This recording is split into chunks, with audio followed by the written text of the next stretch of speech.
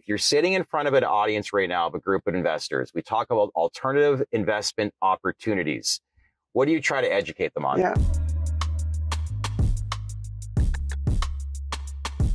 Hey everyone, welcome back. Benzinga conference in Miami, TDR here, driving down the A1A, bringing Rob Sechrist once again. Good to see you, my man. How are you? Good to see you. We got Tropical Storm Benzinga, I've named it. I'm from Canada, and my wife calls me today, and it's sunny and 70 degrees all week, and I come down to this. We pulled the ripcord. We're out of here in a couple hours. Are you? My kids and wife have been holed up in the room the whole time. I've never seen Miami rain and cloudy straight the whole time we've been here since Monday. Yeah. So I wanted to bring you in here today because we are actually at an interesting event. We were at a fundraiser event earlier this week, and we saw Congressman Dean Phillips, who's a Democrat, that talked about the whole legislation movement.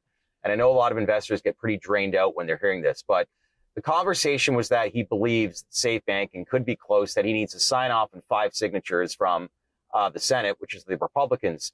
So maybe break down on some of the feedback that you heard and some of the questions that you asked, and what was the big takeaway based off of that conversation? So I'm going to help my brother out.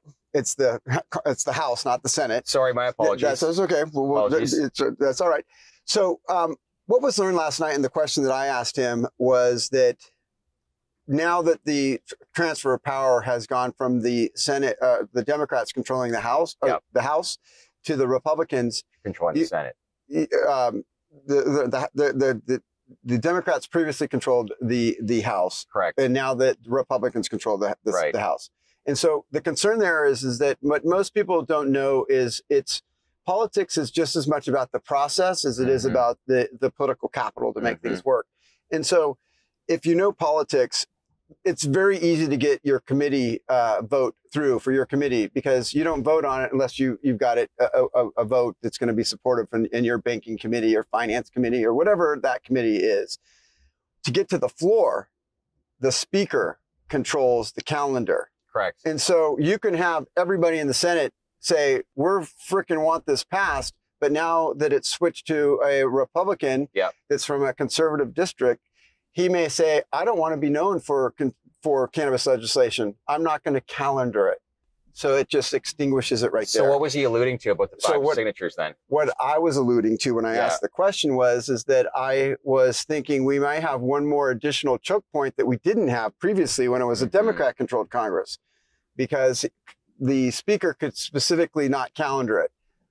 What we learned last night, which is the new takeaway, is that, and I didn't even know this, and you know I track politics pretty closely, is that in the previous Congress, Pelosi was having so much trouble getting reelected as well. Her Democratic party was so fractured that she actually lost some power. And what the power is that she lost is that in order for her to get reelected, her Democratic-owned party made her sign off on a policy that, and there was a vernacular name for it, but I forget what it was.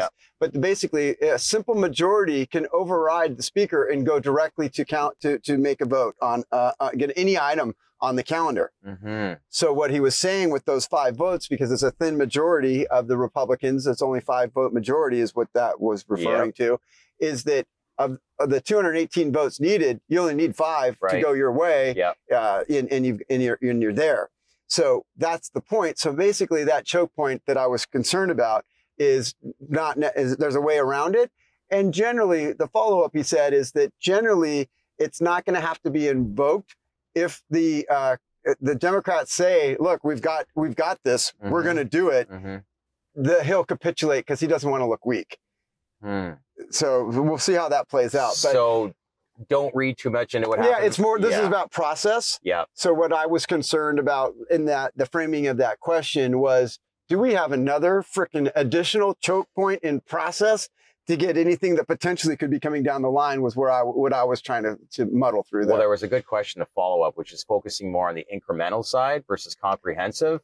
Maybe walk our viewers through what that question meant, and because you've been actually mentioning this a few times. So that's my friend John Pinto. I forget the name of the company he's with, but it's a family office, and they've been around for a long time, put out a lot of capital, and he follows politics very closely as well.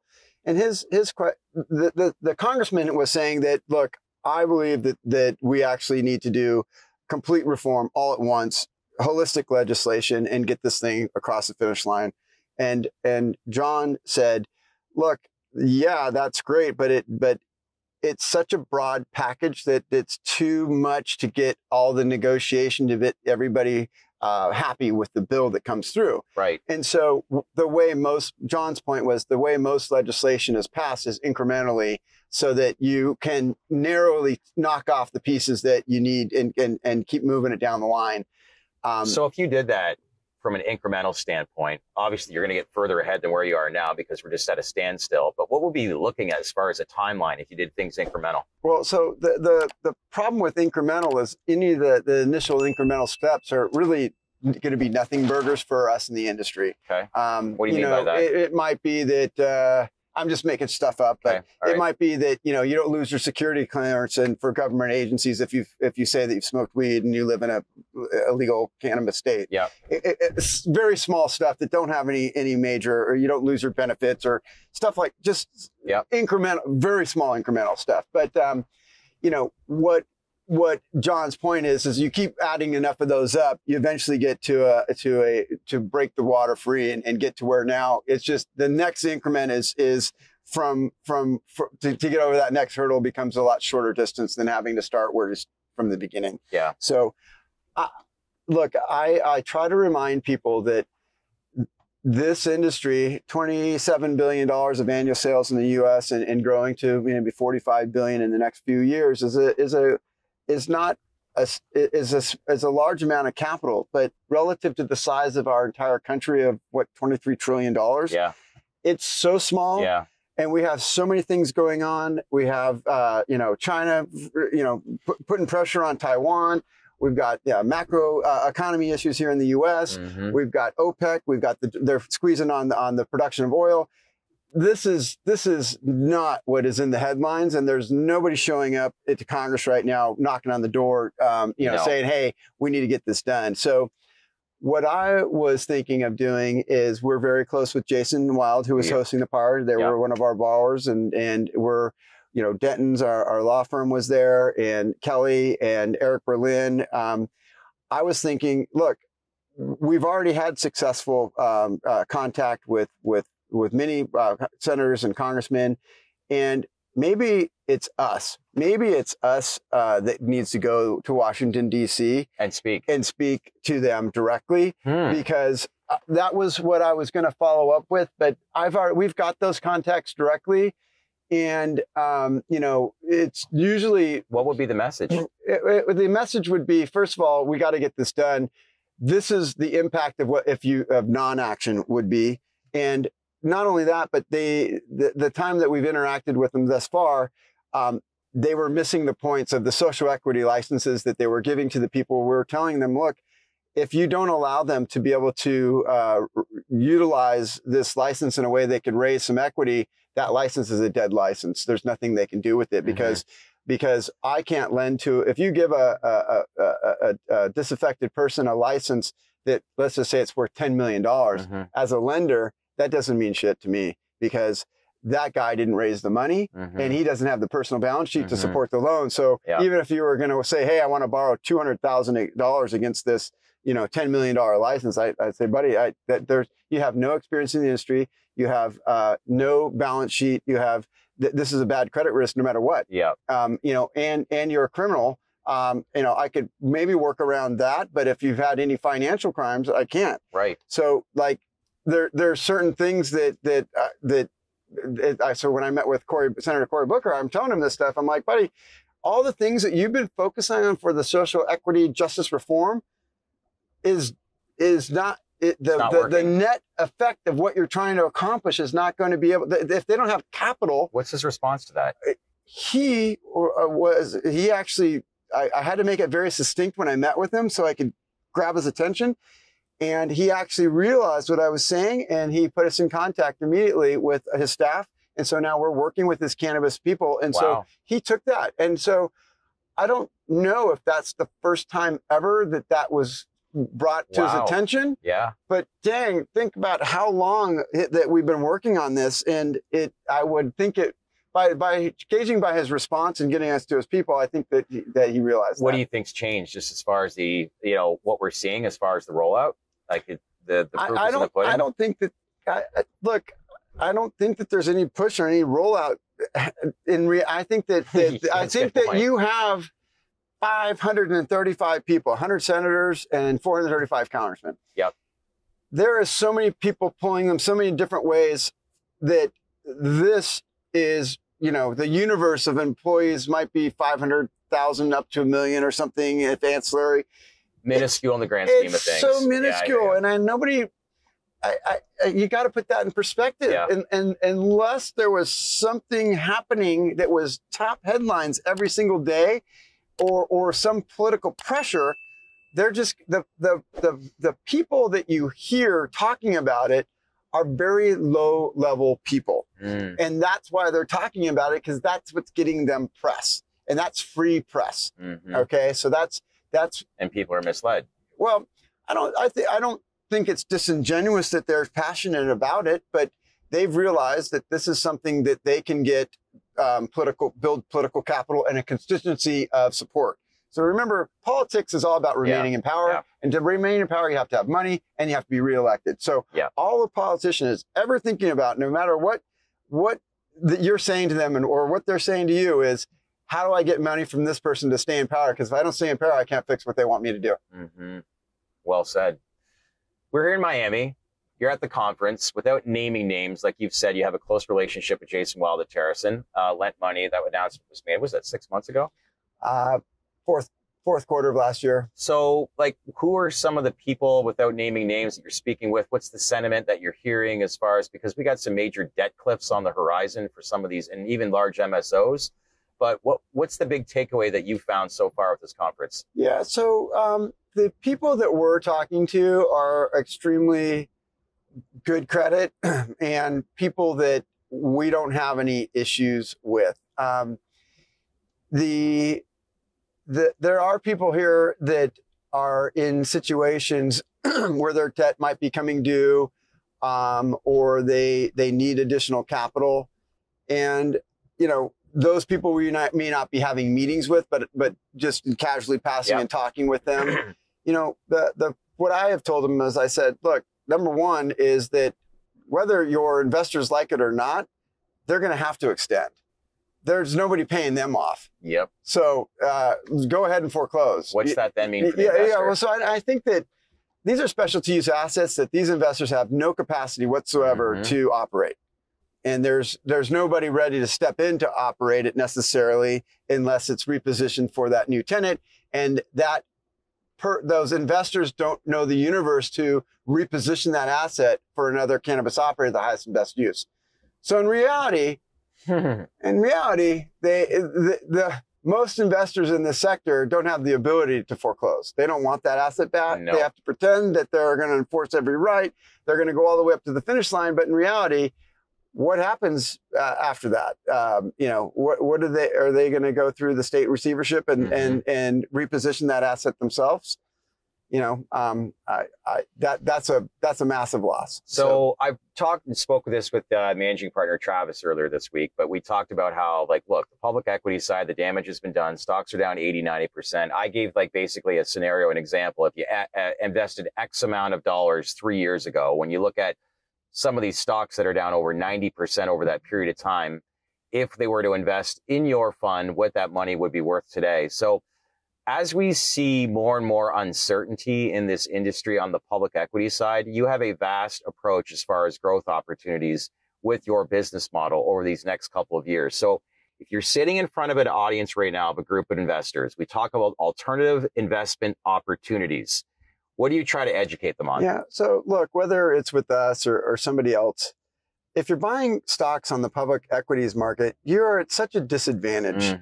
These are not normalized companies. They're don't have any track record of profitability, sustained profitability. And each of the markets that they're entering into are in a different regulatory cycle of that market emerging.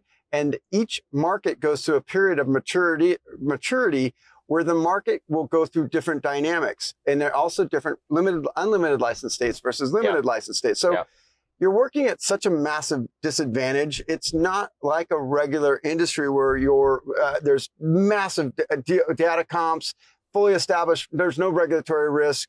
There's no market maturity risk of how that market is developing. A limited license state that just comes online, that any type of product will be purchased initially.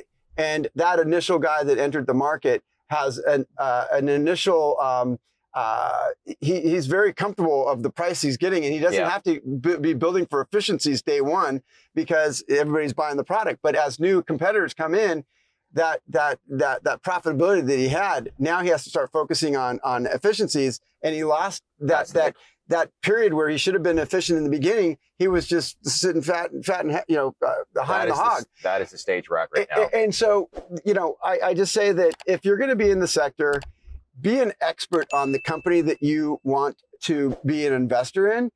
If you can't be if all you have to work with is financial statements that are 90 days old at best, go to the store. Go to the store of those brands. Yeah. Go to multiple stores. Talk to the bud tenders. How fast is this selling through? How long have you had this product? Has the product been the same? Has it changed? Has the quality changed? Is the velocity the same as it was earlier as it is today? Is it going up or down? How is their distributor? How do you like their rep? If the bud tender doesn't like the rep delivering it, they're not going to buy it again. There's so many nuances here. Well, it's the maturity of the industry, right? Yeah. And so you have to think all these things through. And so what I would say, if you want to be in this sector, try to de-risk every possible thing you can. And I think that you're in a significant disadvantage being in the publicly traded equity side because you're not an expert. You're not getting real-time data. Yeah. Go with an industry expert, a fund manager, or if you have the ability to participate on a deal by deal basis, which is most investors aren't able to be in that realm, or come to these conferences, see what we're seeing real time. Do your homework. Meet the people. If you want to be in this space and you're going to be making a commitment to being an investor in the space, be long. But before you go long, come and meet the people. Yeah. Or before you start dollar cost averaging, start rethinking how you're going to establish additional market intelligence or on your investment thesis. When we look at the amount of states, even a year, 2 years ago, we were here that legalized it. Now we're here. So you stand to benefit from that. So that's one of the things I'm telling people, because I was asked this question actually earlier this week, and I had to think about it at first, but there's a lot of great reasons. But if someone were to ask you, give me one reason why you should still invest in cannabis, whether it's on the public or private side, what would you say? I would say these combinations of things. One, we do have the tailwind of growth of what you're saying, one of the few industries that we have. But I would say that the broader aspect is that this industry will be less impacted by an economic or real estate downturn than other markets. Right. And so you saw that during COVID. It was deemed essential business. If the entire economy collapses, we are still going to have $27 billion. We just might not grow. Next year, might not grow to 32 billion. We might still be at 27, but that money is still going to flow through. If we were talking about being in durable goods industry, and if it happened to be 27 billion, it might be like 5 billion next year. Right. So what I try to tell people is the velocity of revenue is going to still come through. Increase. It's a matter of you picking the right companies that have the balance sheet and the efficiency to sustain getting through. Every company that fails is that market share just opened up for somebody else. Okay. So it's just like water. It just flows through to wherever the most efficient place is to go through. So whatever that demand is there, that's the industry is solid. The fact that the operators aren't profitable doesn't mean that the industry is failing. It means the operators that are trying to be profitable at it haven't been successful in their business model, their approach. And generally that approach has been massive scale, economies of scale of something they have no idea they've ever done before. Well, the moment of truth is about to happen, I think, in the next few months. In reality, they should have been doing incremental of just figuring out. I used an example earlier today. If you were going to build the Golden Gate Bridge, you wouldn't start by designing the paint and what the bridge looks like. First, you might want to figure out how do we get the frickin' cross this gap here and to the other side, because we're going to need to get materials across before we can ever build it. Yeah. And just by going across, you realize, holy crap, there's a massive current that goes across here, and there's fog, and like you start realizing things. This is going to be important when we design this thing. Yeah. And so you start with incremental steps instead of just trying to build it and then going, oh man, we frickin' didn't even realize that we should have had, you know, these things built into our design, because we were just looking at it from top line. We weren't looking at it we weren't feeling it. We weren't, the process of time is part of that development. You got to experience, even if you're a very experienced operator and you're building a brand new facility of exactly the same things that worked in another facility, the environment, the humidity, the cycle of power, the consistency of power, the water supply, where's that water supply coming from? What's your filtration process? What are the temperatures? What is the consistent temperatures? What's the energy cost? What's the flexibility of energy costs in that market? All of these things are different in that location. And so I think that everybody has been looking at this industry, okay, instant gratification. They're looking at macro level. Performa, we could do this, this, and this. This is what this facility did over here. And that you can't look at it that way. And they blow out this big chunk of capital, and it cost time because it wasn't generating revenue, and it took a massive amount of capital. In reality, do small, be profitable, leave profits on the table, and to have and keep capital gunpowder to sustain your operational costs for longer in the future. That market share will come to you. I think we're going to see that a lot in the next year or two. Well, I think with the players that will be around. Yeah. So look, this is already happening in California. It's already happening in Michigan. The guys that made it through are now picking up massive market share, and now they're picking up the margins that were left on the table because the multiple in all three categories: indoor, mixed light, and outdoor. Even though we're not affiliated, we don't do the outdoor. Even that market's coming back, and so those people that weren't able they didn't save enough of the cash that they made in the good years to get by in the bad years. Those guys are gone now, and the people that did save that money, and had the ability to survive, or had been profitable previously, they're able to now pick up all that market share. Yeah. You guys ever thought about changing your slogan name to "Do Your Homework"? Well, no, but this is what I like to do: is have people on like yourself, thought leaders in the space that can really educate people on what they need to do. Not necessarily selling just your fund, but educating as a whole on the industry. I do believe my personal commitment to the industry is I try to talk on your show and as many places as I can, because we have more information than anybody. Yeah. We've seen and underwritten more transactions than anybody in the entire country. And even though we haven't funded all those, the amount of information that we've had to learn from not only the real estate side, but we had to learn the operation side. We're not operators, but we know now what the metrics are of the mean for each area, for each license type. And we know if you're an outlier or underperforming or overperforming, and from what the mean is. And that might be the case, there's going to be a delta. We need you to explain to us why you think it is, and then we're going to explain to you why we think it is. And we need to square that up one way or another.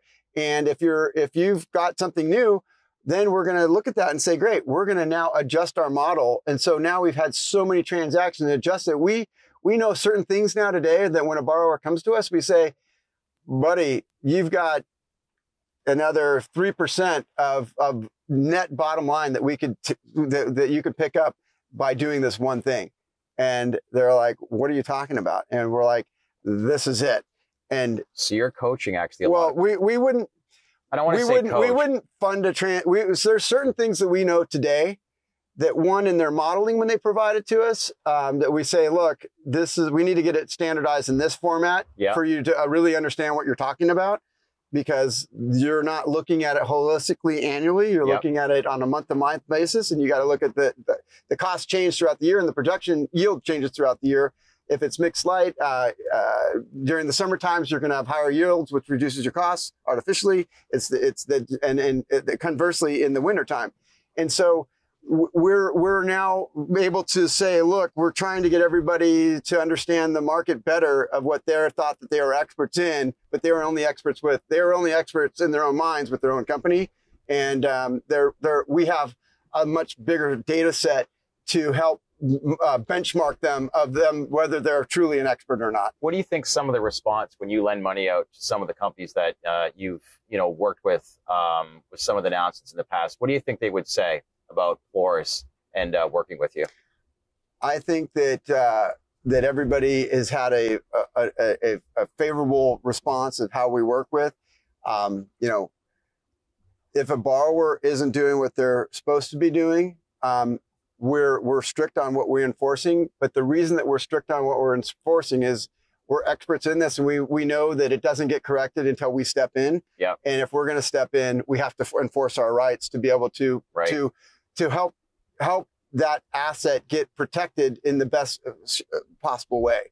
Don't want to get too much in the details of that, but generally, when things start to go, generally what is the most common thing is production or construction falls behind on percentage of completion or cost overruns.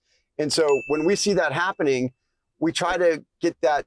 We have covenants in our loan agreement that keep that as tight as possible, because if the project isn't built by a certain time, we underwrote it, and you only had cash reserved for so long to have it non-performing while it's being built. So what happens? And then? So we have to tell you, look, you're theoretically, even though you still have cash, even though this could be completed, in reality, in our minds, it's already broken because you missed it by time. So we need you to start thinking about how you're going to resolve that today, because otherwise you're just going to be down the road further completed, and then you're out of money. So we're trying to tell you, we got to get this squared up today so that we don't end up while you still have some time. So you're pivoting in real time. Yeah, well, and that's not always their fault, and we're willing to work with them, but it shouldn't be us notifying them that this has occurred. It's their project. We're just the lender. So some of the small little detailed stuff you're sharing. So again, 12 to 15% annual returns, monthly distribution. You had February I think it was 1.14%. Yeah, 12 to 15% annual. I can't remember. It's usually always at least March numbers are going to come out the next week or two. In a few days. Okay. Yeah, by Friday. Safe travels back. Okay. Good catching up with you. All right, thanks. All right, thanks, Rob. You bet. Hey everyone, thanks for watching. And if you want to learn more about the emerging industries that we cover, then leave a comment below and let us know who you want us to interview, the questions you want asked, and the information that you want to learn. We want to hear from you. As usual, click on that bell for all notifications to get the latest information. Share this video with your network, and don't forget to subscribe to our channel, because we would not be here without you. Thanks for watching, everyone.